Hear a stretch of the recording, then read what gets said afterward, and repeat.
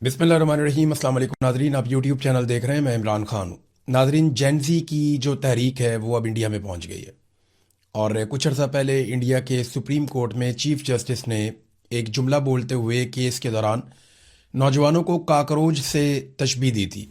और उसके बाद अभिजीत दीपिकी नामी एक नौजवान है जो इंडिया से बाहर रहता था, तो अभिजीत ने फौरी तौर पे एक पॉलिटिकल पार्टी कायम कर दी, काकरोच जनता पार्टी। वैसे तो तंज में ये बात की थी chief justice of supreme court of India ने, लेकिन उसके बाद नौजवानों ने इसको सीरियस ले लिया और उन्होंने अपनी एक पॉलिटिकल पार्टी बना दी, काकरोच जनता पार्टी। सोशल मीडिया के ऊपर भूचाल आ गया। इन्होंने आवाज़ उठाना शुरू की इंडिया के निज़ाम तालीम के ऊपर और ये बार बार एक ही बात कर रहे थे कि इसके अंदर इस्लाहात लाई जाएं, इसको बेहतर किया जाए। इनको संजीदा नहीं लिया गया। ये छोटे मोटे एहतजाज करना शुरू हो गए, फिर आहिस्ता आहिस्ता एहतजाज में शिद्दत आना शुरू हो गई। फिर एक वक्त आया कि कुछ तलबा ने और उनके साथ कुछ जो एक्टिविस्ट हैं उन्होंने मिलकर भूख हड़ताल शुरू कर दी। तो हालात इंडिया के अंदर ऐसे होना शुरू हो गए कि पहले इनको संजीदा नहीं लिया गया। वजीर तालीम के जो हैं उन्होंने स्टेटमेंट दे दिया कि ये तो शरपसंद किस्म के लोग हैं और ये ठीक लोग नहीं हैं। तो नौजवान इकट्ठे होते गए, नौजवानों की बहुत बड़ी तादाद इकट्ठी हो गई और गुज़िश्ता रोज़ उन्होंने दिल्ली के अंदर पार्लियामेंट की तरफ बढ़ना शुरू कर दिया। नौजवान इतनी बड़ी तादाद में आए कि पुलिस उन्हें रोक नहीं पा रही थी और बिलाखिर वो पार्लियामेंट के बाहर पहुंच गए। नौजवानों ने जाकर एहतजाज किया। उनकी एक मिनिस्टर के साथ मुलाकात भी हुई, जो सेहत का मिनिस्टर था, हेल्थ मिनिस्टर, उससे मुलाकात भी हुई और उन्होंने अपने मुतालबात भी पेश किए। नौजवानों को कहना है जो वजीर तालीम है उसने मजाक उड़ाया और वो इस्लाहात नहीं ला रहा तालीम में, जिसकी वजह से इंडिया के नौजवान पीछे रह जाते हैं।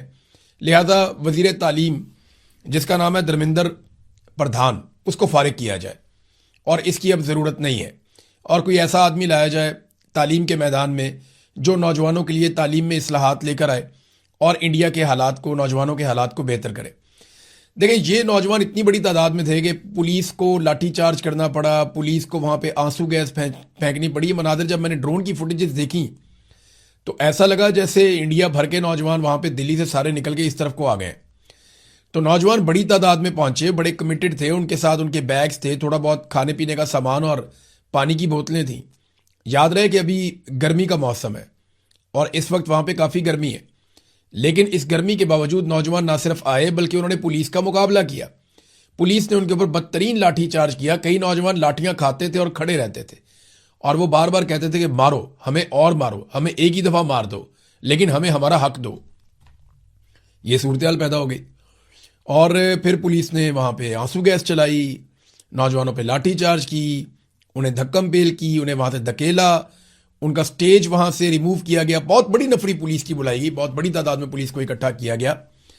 लेकिन आप देखेंगे अभी तक की रिपोर्ट के मुताबिक एक भी नौजवान मरा नहीं है और ना ही इंडिया की पुलिस ने या फौज ने इन नौजवानों पे गोली चलाई। ये दिल्ली के अंदर आए भी, ये पार्लियामेंट के बाहर पहुंचे भी, इन्होंने अपना एहतजाज भी किया, अपने मुतालबात भी रखे, वहां पे मार कुटाई भी हुई, धक्कम पेल भी हुई, लेकिन इसके बावजूद इंडियन सरकार ने इन नौजवानों पे गोली नहीं चलाई। पाकिस्तान में एक नया ट्रेंड हम देखते हैं कि अब पाकिस्तान की मिलिट्री एस्टेब्लिशमेंट फौरी तौर पर गोली चलाने का ऑप्शन ले लेती है और उसके लिए जो कॉन्फिडेंस चाहिए होता है वो उन्हें डोनाल्ड ट्रंप से मिल जाता है कि डोनाल्ड ट्रंप का हाथ हमारे सर पे है, गोली वोली मार भी देंगे, कुछ 10 15 20 लोग मारे जाएं तो फर्क नहीं पड़ता। आज़ाद कश्मीर में जो डाटा है वो 50 से ऊपर पहुंच गया है शोहदा का, 50 से ज्यादा शोहदा का डाटा है। अभी पिम्स के अंदर एक और नौजवान की शहादत हो गई है, उसी में गोलियां लगी थी आज़ाद कश्मीर में। तो यहां तो परवाह ही नहीं करते, गोली मारते हैं इंसान को। लेकिन इस वक्त जो सूरत हाल है इंडिया में, नौजवानों ने अपने मसल शो किए हैं और आने वाले दिनों में ऐसा लगता है कि ये एक बहुत बड़ा खतरा बन जाएगा नरेंद्र मोदी के लिए। नरेंद्र मोदी जिसे काफ़ी कोशिशों के बावजूद कांग्रेस शिकस्त नहीं दे पाई, बाकी मुखालफीन जो है वो नरेंद्र मोदी को नहीं तोड़ पाए, उसको नहीं हिला पाए उसकी जगह से, और नरेंद्र मोदी ने पैसे के ज़रिए से, ताकत के ज़रिए से सिस्टम के ऊपर पूरा अपना कंट्रोल और अपनी पकड़ बना के रखी। लेकिन अब ये नौजवान जो हैं वो ऐसा लगता है बुनियादें हिला देंगे नरेंद्र मोदी की। इन्होंने मुतालबात जो हैं उनको बढ़ाना शुरू कर दिया नौजवानों ने और अब ये दोबारा निकलेंगे। देखिए, इनका कॉन्फिडेंस बढ़ता जाएगा। ये जो नौजवानों की मूवमेंट है ना, इसका आगाज़ हुआ था श्रीलंका से। सबसे पहले श्रीलंका के अंदर अवाम निकली जिसमें बहुत बड़ी तादाद में नौजवान थे, ये भी तंग आए हुए थे सिस्टम से। इन्हें लग रहा था कि सिस्टम शहरियों को दबा रहा है। श्रीलंका के अंदर इनकलाब आ गया, उन्होंने उठा के पाक से खानदान की ऐसी तैसी फेर दी थी और हमने वो मनादिर देखे थे। अभी श्रीलंका के अंदर चीज़ें नॉर्मलाइज हैं। फिर हमने देखा बांग्लादेश के अंदर नौजवान उठ गए। बांग्लादेश के नौजवानों ने हसीना वाजिद के मजालिम के खिलाफ खड़े होकर और उन मजालिम के खिलाफ खासतौर पर जो मेरिट की धज्जियां उड़ाई जाती थी, जो नौजवानों का इस्तेहसाल किया जाता था, जो उनकी पॉलिसीज थी, उनके खिलाफ नौजवान खड़े हो गए और ऐसा प्रोटेस्ट किया कि हसीना वाजिद को मुल्क छोड़कर भागना पड़ा। और हसीना वाजिद के मजालिम की दास्तानें जो खुलकर फिर बाहर आई हैं, जो लोग जबरी तौर पे लापता किए गए वो छूट छूट कर आए कई साल के बाद। तो बड़ा जुल्म, 15 साल तक हसीना वाजिद ने जुल्म किया था। नौजवानों ने कंट्रोल ले लिया अपने हाथ में बांग्लादेश का। वहां पे एक इलेक्शन हुआ, उसके नतीजे में एक नई हुकूमत बनी है बांग्लादेश में। आज हालात बेहतर है। इसी तरह फिर नेपाल के अंदर हुआ। नेपाल में नेपो किड्स थे, वहां की जो रॉयल फैमिली है उनके बच्चे, वो वीडियोस बनाते थे अपनी अयाशियों की, अपनी ज़िंदगी की बड़ी खूबसूरत वीडियोस बनाते थे कि ये सहूलत है, ये गाड़ी है, ये प्लेन है। तो वो बहुत खुशहाल ज़िंदगी गुजार रहे थे, लेकिन वो वीडियोस बना के वो पब्लिक करते थे, जैसा कि जरदारी साहब के बच्चे भी कभी कभी करते हैं। तो उससे नौजवानों के अंदर एक गुस्सा पैदा हुआ और वो इतना बढ़ता चला गया कि नेपाल में भी ये सब हो गया। अब आप देखें, श्रीलंका, बांग्लादेश, नेपाल और फिर अगला मुल्क आता है इंडिया। ये मुल्क है भी इसी तरतीब से, इस तरफ को आप आते जाएं तो एक ही जगह पे है। तो इंडिया में अब नौजवान खड़े हो गए हैं और ये जेनजी है।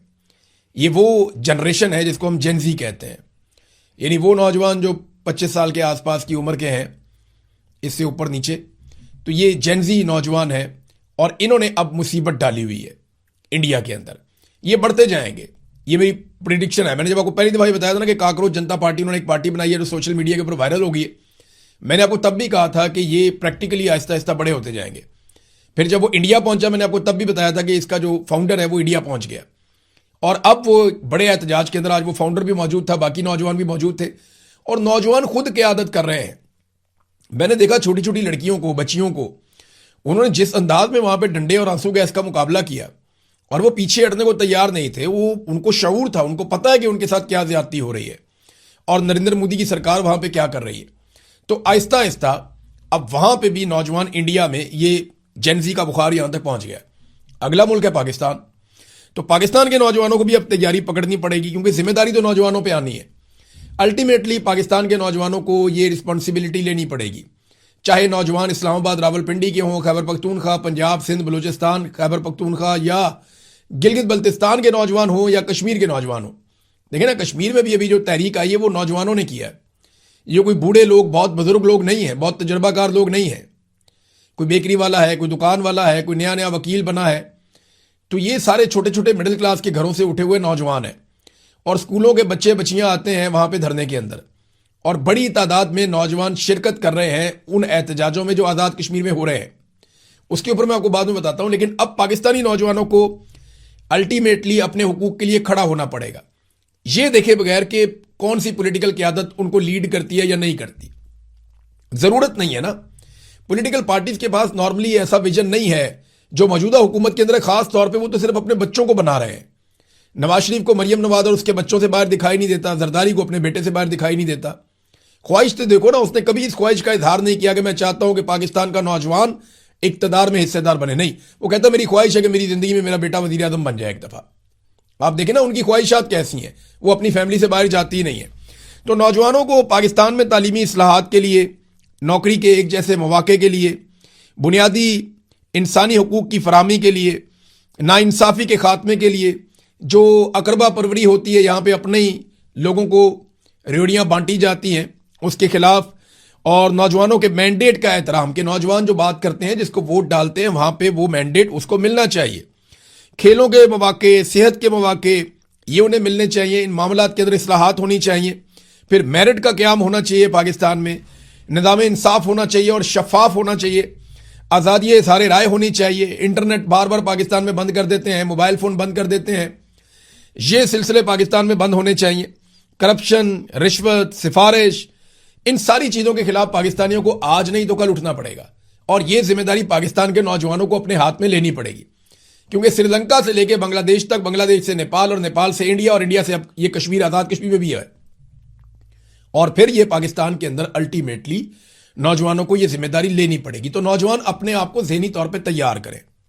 मेरी गुजारिश है तमाम नौजवानों से कि अपने आप को आप ज़हनी तौर पे तैयार करें और तैयार रहें उस वक्त के लिए जिस वक्त कौम को उठना पड़ेगा, नौजवानों को उठना पड़ेगा इस सारे जुल्म और ज्यादती के खिलाफ, ये खानदानी निज़ाम के खिलाफ, ये चंद खानदानों की गुलामी के खिलाफ आपको उठना पड़ेगा। मिलिट्री एस्टेब्लिशमेंट के पाकिस्तान पे कब्जे के खिलाफ आपको उठना पड़ेगा। एक वक्त आएगा, अपने आप को ज़हनी तौर पे आप तैयार रखें। जब वो वक्त आएगा तो साथ मिलकर निकलें तो अल्लाह ताला आपको कामयाबी देगा। नाज़रीन, बिलावल ने कश्मीर के अंदर एक बात की है, जरा वो बात आपके सामने में पहले रख देता हूं। स्टेटमेंट बहुत इंटरेस्टिंग है। उन्होंने कहा, वफाकी वज़रा के गैर जिम्मेदाराना बयानात से आज़ाद कश्मीर का मामला पेचीदा हो रहा है। देखें, आज़ाद कश्मीर में हुकूमत किसकी है? बिलावल की है। आज़ाद कश्मीर में इतनी सारी फोर्सेस किसने बुलाई? जिन्होंने गोली चलाई, बिलावल ने बुलाई, बिलावल की पार्टी ने बुलाई और गोली भी चलवाई। जो लोग हैं जॉइंट अवामी एक्शन कमेटी के, उन्हें कलअदम किसने करार दिया? बिलावल ने और उसकी पार्टी ने किया। और कलअदम करार देने के बाद उनके सरों के ऊपर इनाम किसने रखा? बिलावल ने और उसकी पार्टी ने रखा। तो ये जितना कुछ भी किया पाकिस्तान पीपल्स पार्टी की हुकूमत ने किया। ये सारा बहरान पाकिस्तान पीपल्स पार्टी की, आज़ाद कश्मीर की हुकूमत ने किया है। अब आज़ाद कश्मीर की हुकूमत अलग है, पाकिस्तान की हुकूमत अलग है। बेशक ये एक दूसरे पे इन्हिसार करते हैं, लेकिन है तो अलग। दो एंटिटीज है आइन के मुताबिक, पाकिस्तान का या आज़ाद कश्मीर का। तो बिलावल जो कुछ आज़ाद कश्मीर में बिलावल की हुकूमत कर रही है, वो उसके लिए पाकिस्तान की हुकूमत को जिम्मेदार कैसे ठहरा सकते हैं? ये है मेरा सादा सवाल। तो बिलावल अपोजिशन बनने की या बनने का दिखावा करने की कोशिश करते हैं, जो इंतहाई गैर जरूरी है। और नौजवान इस बहकावे में आएंगे नहीं, वो इसमें फंसेंगे नहीं। हाँ, मुज़ाकरात इस वक्त हो रहे हैं आज़ाद कश्मीर में और उसकी ड्राफ्टिंग जारी है। मुज़ाकरात की इस वक्त की सिचुएशन जो है वो मैं आपको बता देता हूं। थोड़ी देर पहले मैंने इंफॉर्मेशन गैदरिंग की है। डेडलॉक है सीटों के मामले पे और वहां आकर फंस गए हैं सारे। एस्टेब्लिशमेंट ये चाहती है कि अगर सीटें कम की जाएं तो जितनी सीटें कम की जाएं उनके पास पूरा इख्तियार होना चाहिए वोट डालने का, वजीर आजम को चुनने का या वजीर आजम को निकालने का, हुकूमत को बनाने और गिराने का इख्तियार। ये जो मुहाजिरीन की नशिस्तें हैं इनके पास होना चाहिए, चाहे कम भी कर दी जाएं, इनका इख्तियार रहना चाहिए। लेकिन जो ज्वाइंट अवामी एक्शन कमेटी के लोग कहते हैं ठीक है जी आप 4 करें 6 करें, लेकिन इख्तियार नहीं होना चाहिए। ना ये हुकूमत बनाएंगे ना ये हुकूमत गिराएंगे। हुकूमत बनाने और गिराने का इख्तियार आज़ाद कश्मीर के अवाम के पास होना चाहिए, क्योंकि वो आज़ाद कश्मीर की हुकूमत है और आज़ाद कश्मीर के अवाम जिसको वोट डालेंगे वही हुकूमत बनाएगा, वही हुकूमत गिराएगा।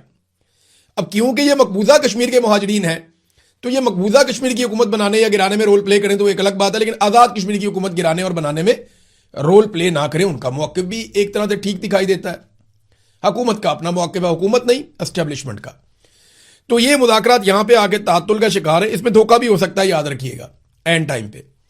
और ये सिस्टम कोशिश कर सकता है कि इसको प्रलॉन्ग करे, इस चीज को, यानी 22, 23, 24 तक निकलवा लें, 25 को कंपेन खत्म करके 27 को एक इलेक्शन करवा दें जबरदस्ती कर्फ्यू वाले माहौल में, और कुछ सीटें पीपल्स पार्टी को दे दें, कुछ पीएमएलएन को दे दें, कुछ आईपीपी को दे दें, कुछ मुस्लिम कॉन्फ्रेंस। एक मतंजन सा बना के एक ऐसी हुकूमत बनाई जाए जो बैसाखियों के ऊपर खड़ी हो, जो अकेले हुकूमत कर ना सके। पीएमएलएन को बाहर से कुछ सीटें मिल जाए, कुछ अंदर से मिल जाए, पीपल्स पार्टी को कुछ अंदर से मिल जाए, मुस्लिम कॉन्फ्रेंस को थोड़ा बहुत हिस्सा दे दें, और आईपीपी को कुछ ना कुछ इधर उधर से पूरा करवा के, जैसे गिलगित बल्तिस्तान में किया, तो एक मतंजन किस्म की हुकूमत बना दें। अब एक राय यह है कि पाकिस्तान तहरीक इंसाफ और जॉइंट अवामी एक्शन कमेटी को इलेक्शन जरूर लड़ना चाहिए, और मेरे ख्याल में इनको इलेक्शन लड़ने के लिए 48 घंटे से ज्यादा का टाइम नहीं चाहिए। अगर ये 48 घंटे का भी टाइम हो ना, तो इन्होंने सिर्फ अपने उम्मीदवार अनाउंस करने हैं।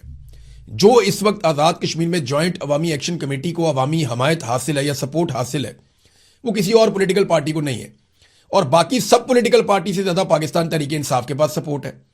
यानी अगर सबसे ज़्यादा वोट बैंक है तो वो तहरीक इंसाफ का है, लेकिन सबसे बड़ी सपोर्ट अगर किसी के पास है तो जॉइंट अवामी एक्शन कमेटी की है। वो अगर अपने लोग अनाउंस कर देना कि ये हमारे लोग हैं, इनको आपने वोट डालना है, तो वोट इधर उधर नहीं जाता, उन्हीं को डलेगा। यानी मैंने कई सहाफियों से पूछा, कोई बहुत मोहतात भी रहता है ना, तो वो कहता है अगर ये इलेक्शन लड़ने का फैसला करते हैं और अपने उम्मीदवारों को नामजद करते हैं ना, तो ये बड़े आराम से अपनी हुकूमत बना सकते हैं। ये बात आज़ाद कश्मीर के अंदर जो सहाफ़ी सहाफ़त कर रहे हैं उन्होंने मुझे बताई कि ये इतनी बड़ी मकबूलियत हो चुकी है, और पूरे आजाद कश्मीर के कैनवस के ऊपर इनकी आवाज पहुंच गई है। लोग इनके साथ खड़े हैं और बहुत सारे शोधा हैं इनके पास।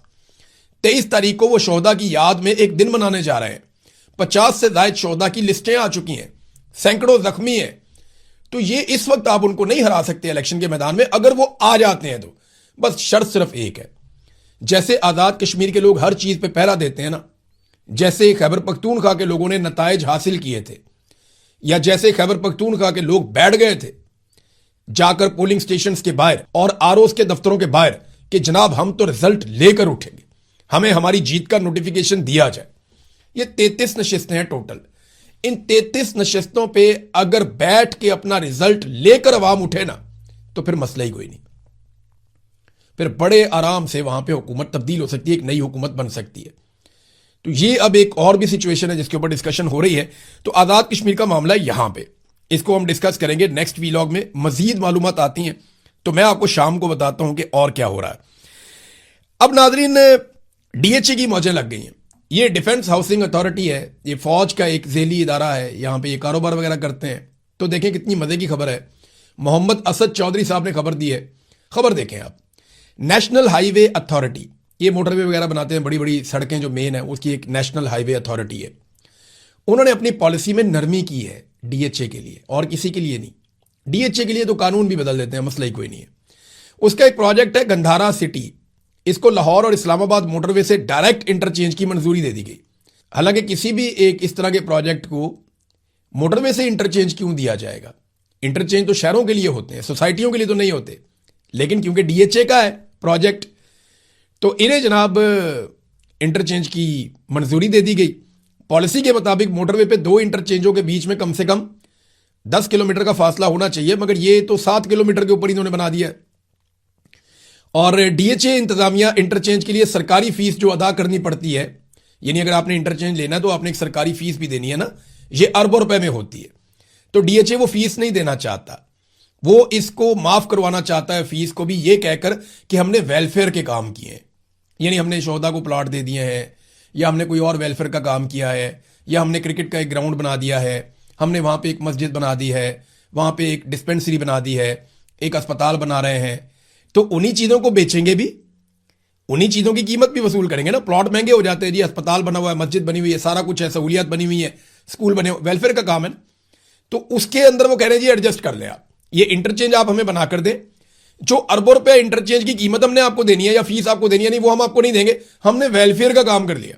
एक तो इंटरचेंज ले लिया कानून की खिलाफ वर्जी करते हुए, 10 किलोमीटर वाली शर्त है वो भी खत्म कर दी, और इंटरचेंज लेकर उसकी फीस भी नहीं दी। ये 2 चीजें।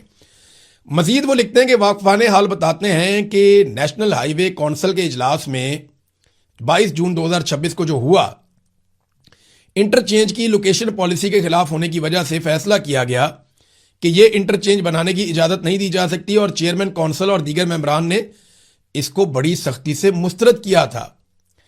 अगले ही दिन काउंसिल के चेयरमैन शुजाउद्दीन जका दीगर काउंसिल मेंबरान को कॉल करके इस इंटरचेंज का कौमी मफाद समझाते रहे।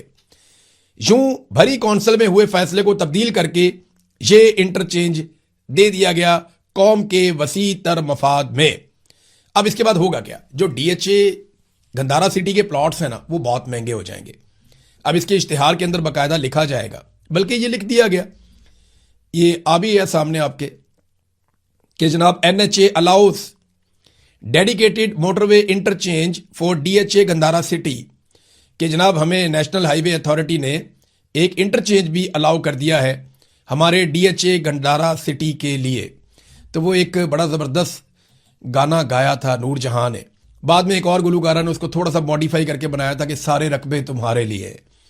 तो ये वही वाली सूरत हाल मुझे लगती है कि डीएचए का रूल भी तब्दील हो गया। नाज़रीन, ये जो इन्होंने फैसला किया था, रोजाना की बुनियाद पे फैसला किया जाएगा कि पेट्रोल की कीमत ऊपर करनी है या नीचे करनी है।